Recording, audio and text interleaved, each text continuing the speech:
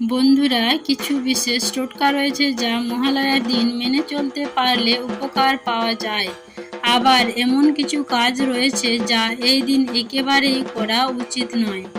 নমস্কার বন্ধুরা, আমি মধুমিতা। আমার আজকের ভিডিওটি জানাই আপনাদের সবাইকে স্বাগত।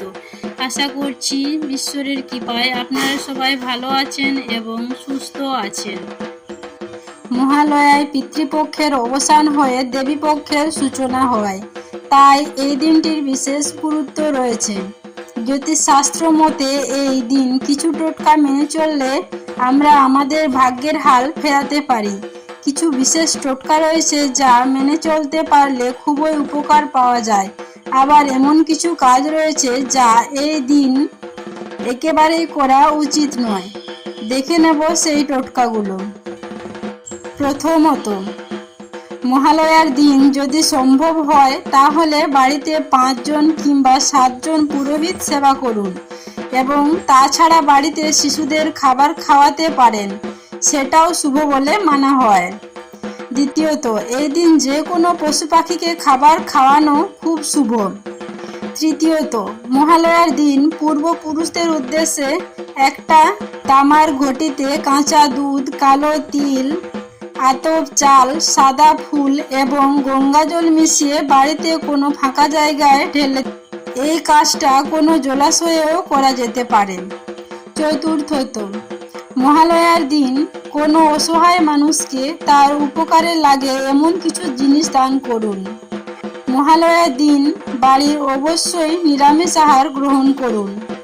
মহালয়ার দিন কি কাজ করতে নেই? প্রথমত, এই দিন ভুল করেও চুল, দাড়ি এবং নখ কাটতে নেই। দ্বিতীয়ত, এই দিন কাউকে কিছু ধার দেবেন না। তৃতীয়ত, এই দিন বাড়িতে কোনো মঙ্গল কাজ করবেন না। চতুর্থত, যদি নতুন কিছু কেনাকাটা প্রয়োজন থাকে, যেমন বাড়ি, গাড়ি, তাহলে এই দিন কিনবেন না। পঞ্চমত, বাড়িতে কোনো ভিখারি যদি এই দিন আসে তাহলে কোনো মতেই তাকে খালি হাতে ফেরাবেন না। তো বন্ধুরা, এগুলি হলো মহালয়ার দিনের নিয়মবিধি। যদি পারেন তো এইটুকু মেনে চলুন, দেখবেন জীবনে কোনো বাধা বিপত্তি আসবে না এবং পিতৃপুরুষদের আশীর্বাদ সর্বদা আপনার উপর বজায় থাকবে। তো বন্ধুরা, আজকের ভিডিওটি আমি এখানেই শেষ করছি। আশা করছি ভিডিওটি আপনাদের ভালো লেগেছে, একটু হলেও উপকারে লেগেছে।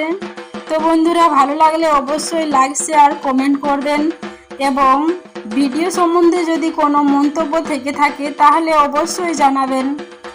সবাই ভালো থাকবেন, সুস্থ থাকবেন। শুভ মহালয়ার শুভেচ্ছা নেবেন।